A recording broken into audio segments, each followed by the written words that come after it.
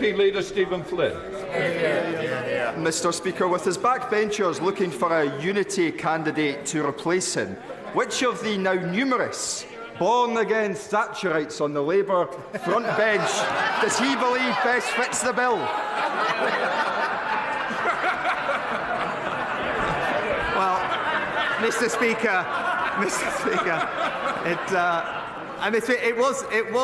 it was surprising to hear all this talk about the 1970s from the Shadow Chancellor in particular. But then if you see what's happening in places like Birmingham, where taxes are going up by 21%, Mr. Speaker, services are being cut, whether it's social care, children's services, or indeed in some streets, literally the lights are being turned off. It was unsurprising why they're talking about the 70s, and I can just say what they've done to Birmingham, the Conservatives will never let them do to Britain.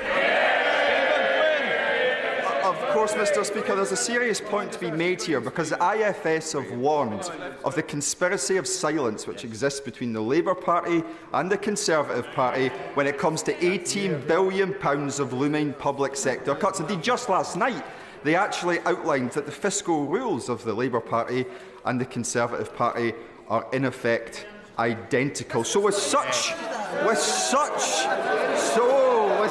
continuity on offer, Mr. Speaker, the public are right to be anti-Westminster, aren't they? Well, Mr. Speaker, I'm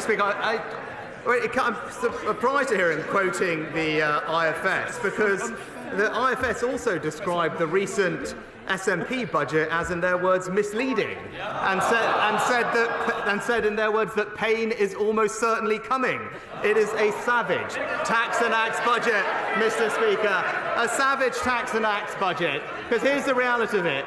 Whilst NHS spending in England is going up in real terms, in Scotland it is going down, Mr. Speaker. And while taxes are being cut by the UK government, it is the SNP government that is putting them up. And that is the contrast. Where the SNP, or indeed Labour, are in charge, it's working people that pay the price. Thank you, Mr. Speaker. The Prime Minister quite rightly often criticises the Scottish Government